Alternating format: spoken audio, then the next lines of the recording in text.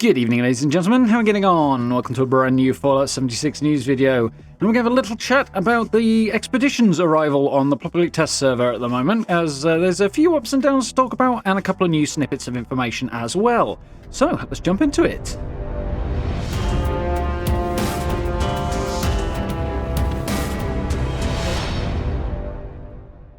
Okay, so yeah. Expeditions are sort of arriving on the PTS at the moment. They were basically put up yesterday night. It was about 8 o'clock UK time, and unfortunately it did come down a couple of hours later, which is a good place to start with some of this stuff, as there's a lot of chatter, shall we say, out there on the internet at the moment about this. There's the usual amount of nonsense being talked and all of that good stuff, so basically what we know so far is that they put the public test server up, they ran into some issues quite quickly and took it down shortly afterwards. Not the best first sign in the world, to be fair, but it's the start of the PTS run. That's exactly what the PTS is for, so there's some people kind of losing their marbles over it out there, which is a bit unfortunate, but this is literally the whole point of having a test server. It's to find these problems. Obviously, Bethesda are working on a fix for that. They didn't get it done last night, but they are newly back at it this morning. I will have been back at it for an hour or so as I sit down to record this, I should imagine. So hopefully we'll see the PTS come back up later today.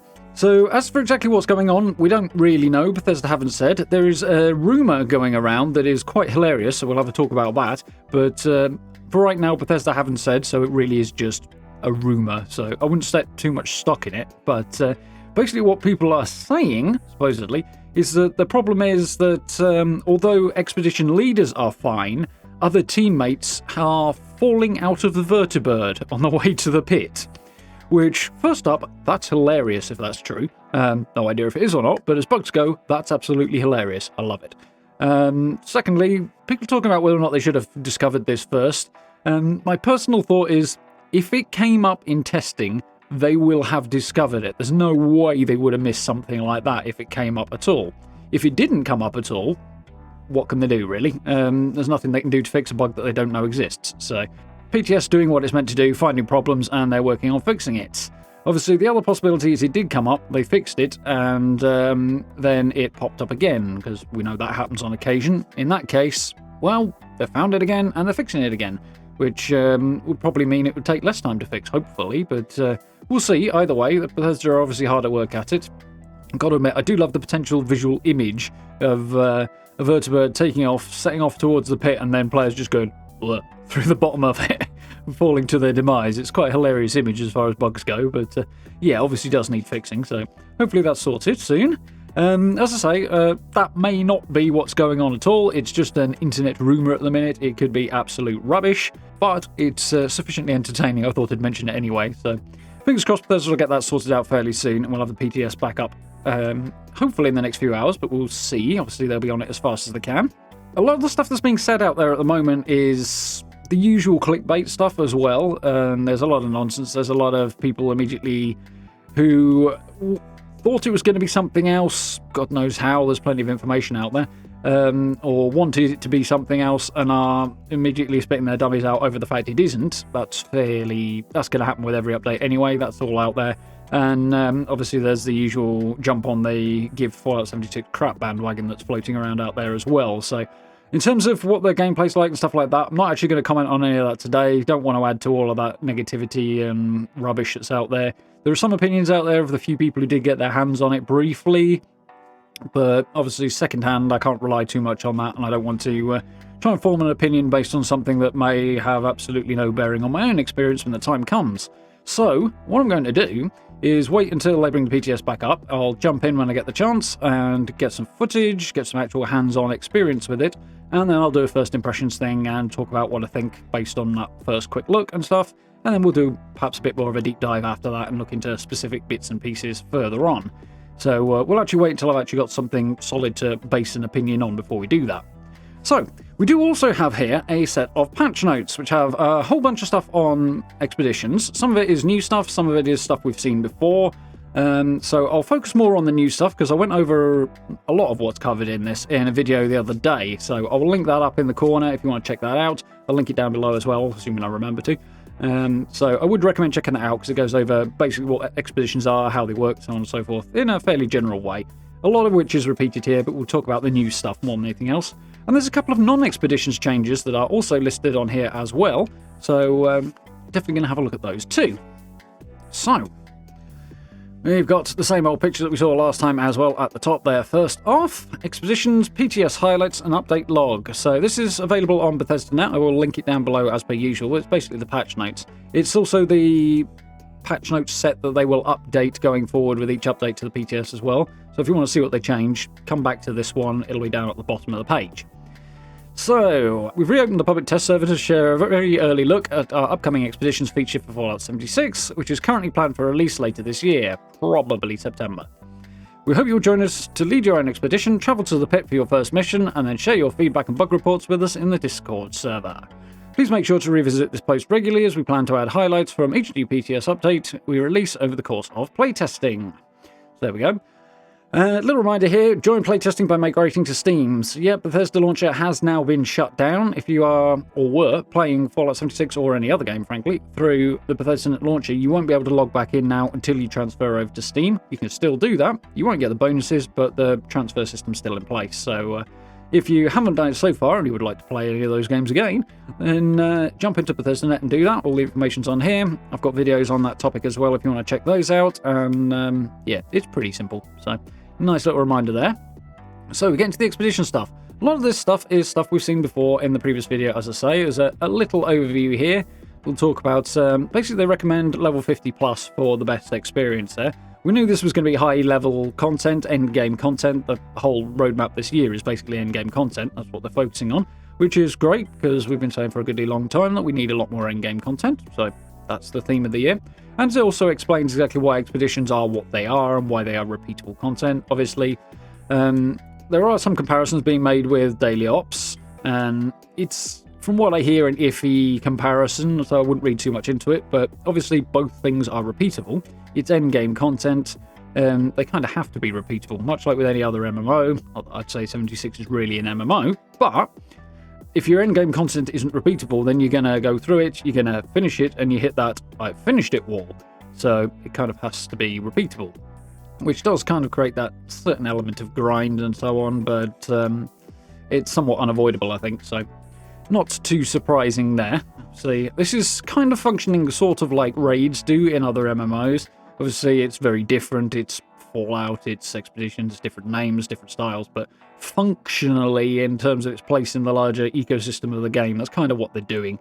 And yeah, you basically run those over and over and earn the rewards from them piece by piece as you go through. So it's kind of consistent with that. Not really surprising.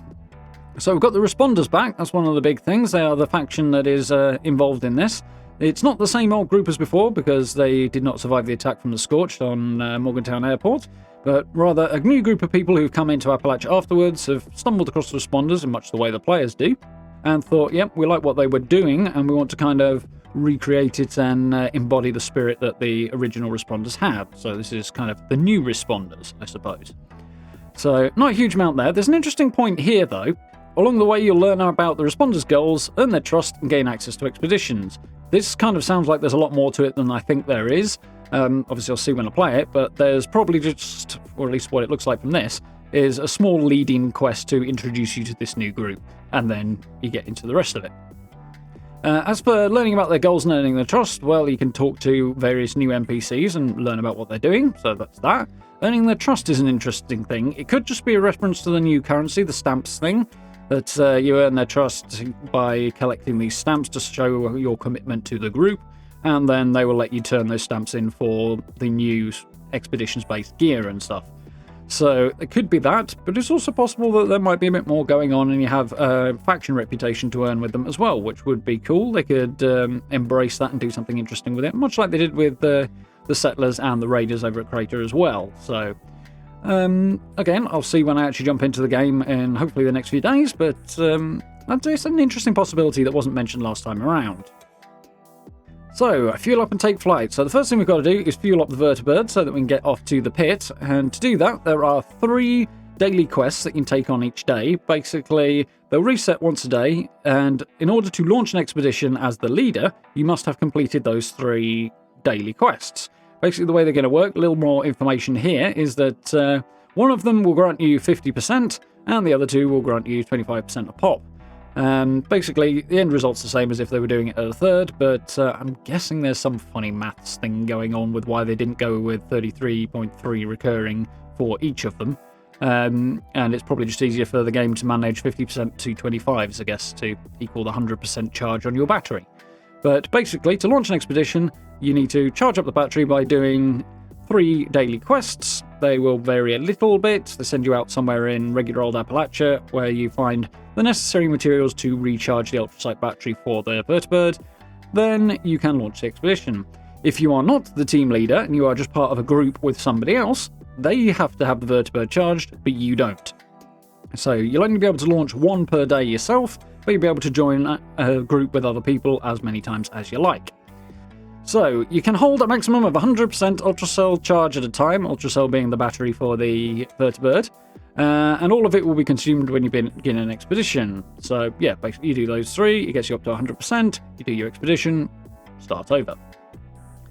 You can see how much you've got by checking the collections tab in the Pip-Boy. It's not really a currency like everything else that's in there, but it's the logical place in the Pip-Boy for you to check these things. So, yep, that's on the stats page. You can go across to collections, see how much bullion and scrip and caps and everything else you've got. And, of course, it'll tell you how much ultrasight charge you've got for your expeditions as well. So there was something we were talking about in the last video that I was on speculation, but is now confirmed here, that they plan to add an expeditions public team to the current list so you can find teammates more easily. Keep an eye out for it in a future PTS update. So that'll be coming before the expeditions actually arrive on live, but it's not in the PTS just yet. So speculated they were probably going to do this, seems likely. Regular public teams will work just fine. If you're going to join a casual team, for example, that boosts your intelligence, you'll still get the XP boost from having boosted intelligence. But this one will give you a specific set of rewards focused on expeditions, as opposed to more generalized or, like the daily ops do with daily ops, but for expeditions. And yeah, any of them will work fine, but this one will focus on the expeditions. It's also a bit more useful if you're specifically looking for teammates to do expeditions with as well, because, then you're all looking for the same thing and you know what you're looking for with a different public team type as well. So, not really surprising, but good to have that confirmed. So, we've got a little bit of information here on the functionality of the journey into the pit and what you're doing there. So, once you've charged your ultrasight battery cell, you can open the map and click the expeditions icon to view which missions are currently available for play. Right now that's just Union Dues, the first one. There will be 2 when it goes live, and more mission types coming later on down the line as well. A little bit more information that's mostly the same on how this works. Receive 3 randomized objectives from a current pool of 9, which will keep things a little fresh. So 9 possibilities, you'll get 3 of them, and they'll change up and the locations will shift around a bit as well, so that you have to do it slightly differently each time, so that hopefully we don't get bored of a repeated mission over and over. That's somewhat unavoidable, that things will get a little bit old once you've done it enough times. It's happened with daily ops, it would happen the same with any other quest you might happen to do repeatedly. But obviously adding extra different types and switching things up so that it's slightly different each time you run it, or has the potential to be slightly different, definitely keeps things a bit fresher for a bit longer and gives them the time to add new mission types and things like that, and eventually add additional locations to go to as well, which is the long-term plan obviously for it. Obviously that's going to take a bit longer because once again they'll have to build entire new locations, but very cool nonetheless. Some optional objectives, which again we already knew about, that you have to complete on your way through each expedition. If you complete those, you get better rewards at the end. Again, it's not specifying here, but I did mention this last time as well. Expeditions don't run on a timer, so if you want to just kind of run around the area, take your time or whatever, you can certainly do that. You're in no rush, which is always a good thing. We've got a few time things, and that's fine, but it's nice that expeditions don't have a timer, I think. Don't worry if you need to step away from the game in the middle of a mission, because objectives are checkpointed. Even if you close the game, you'll be able to pick back up where you left off next time you log in. So that's a good thing to know about, in that, and not surprising, each time you complete an objective, you check a new checkpoint, and if you happen to log out, you can log back in and pick up where you left off. That's cool. Doesn't work that way with things like daily ops, obviously, because they're on a timer, but with this one, it does. So that pretty much adds additional credence to the fact that it doesn't have a timer, which, again, they haven't specified, but it was mentioned in a previous interview a while back.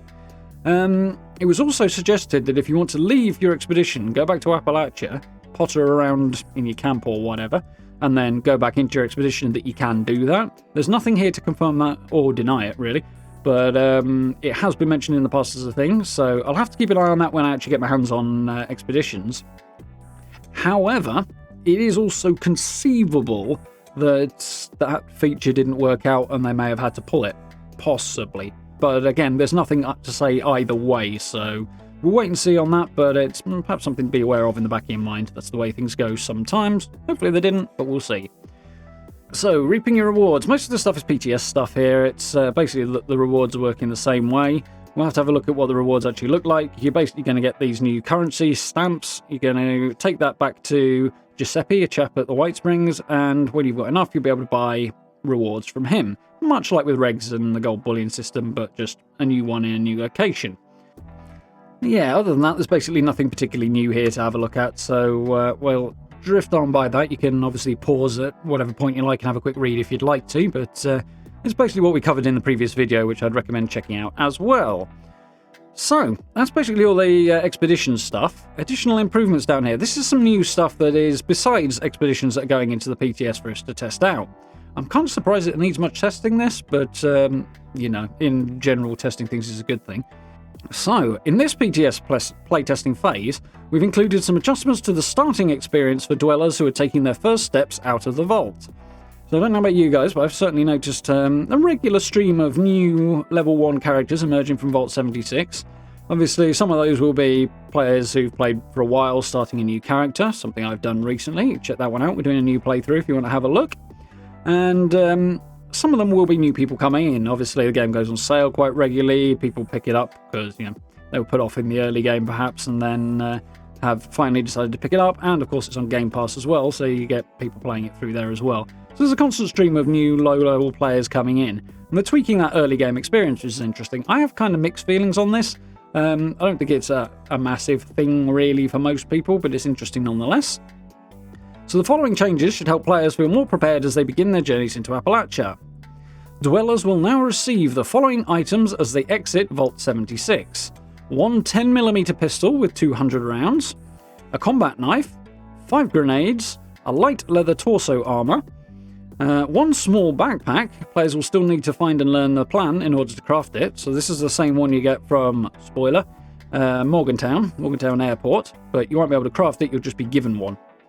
And a variety of consumables, including stimpaks, radaway, antibiotics, food and water, Vault-Tec supply package, scrap and repair kits. So most of this is the same stuff we were already picking up on the way out. Just now you're going to get antibiotics, some food, and scrap and repair kits on top of everything else. In addition, as dwellers exit the vault, they will now receive the Vault Fed status. This buff will prevent hunger and thirst from increasing for the next 2 hours. So, first couple of hours you're out of the vault, you don't have to worry about finding food. Not that you really have to worry that much anyway, but it gives you a bit of time to get your feet under you, really, which is cool. And finally, we've reduced the resistances and damage for many creatures in the level 1 to 15 range. My guess is Scorched and Feral Ghouls will be big on that list, possibly Liberators as well. Which should help smooth out the early combat for newer players. So my take on this is that for most existing players who may boot up a new character, it gets you in a bit faster, which is nice. You know, it gets you hitting the ground running a bit more. But otherwise, it's not a massively significant change, really, for the early game. Personally, I'm somewhat leaning against the whole idea, just because, as I've said way too many times now, I find the whole game to be easier than it should be, really. I'd like to see it be more difficult, so this makes it even easier.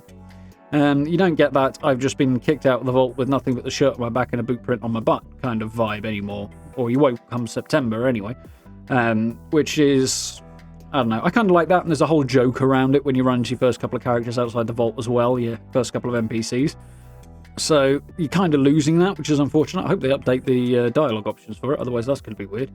But, yeah, it's a bit strange, that. I don't think it's a great thing from my perspective. It's not really a bad thing either, but at least for new players who are not familiar with the Fallout thing, or not familiar with Fallout 76 in particular, they'll be able to hit the ground running a little bit more, and the same thing kind of applies if you're doing a second playthrough or whatever, further on down that number list. You'll just be able to hit the ground running a lot faster, which is not such a bad thing really either, I suppose. You certainly get out into Appalachia with a bit more of a strong start. So, there we go. That's a little look at the patch notes and everything for expeditions arriving on the PTS. Hopefully Bethesda will get that up and running again fairly soon. Obviously, a few hiccups here and there are to be expected. That's literally the point of having a PTS. So we're kind of... it's par for the course, really, the site wobbles are having so far, but they'll get it sorted. Better now than when the game goes live, obviously, or the update rather goes live. So definitely good news that they're working on things. Hopefully it won't take too long. Most of the features, yeah, there's a little bit of clarification here on a few bits and pieces. Most of it is stuff we've touched on before. I didn't want to spend ages going over again. So as I say, check that video out and do have a look down in the description. It's all down there. Yeah, that'll go over it in a bit more detail. And yeah, there's new stuff for new characters. Well, I'm not too bothered about it, really. Generally, it goes the opposite way to I would like to see the game going, but it does make it more accessible for new people. So there's that.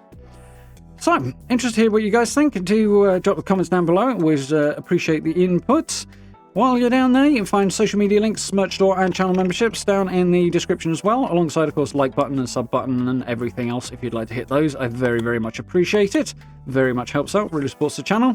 Keep an eye out for upcoming videos as well. We are going to be diving into expeditions in a bit more detail. Obviously, if you want to avoid spoilers, that would not be the way to go, but nonetheless, we'll be covering this stuff fairly soon, and got a new build video coming up at the weekend as well that I'm quite looking forward to.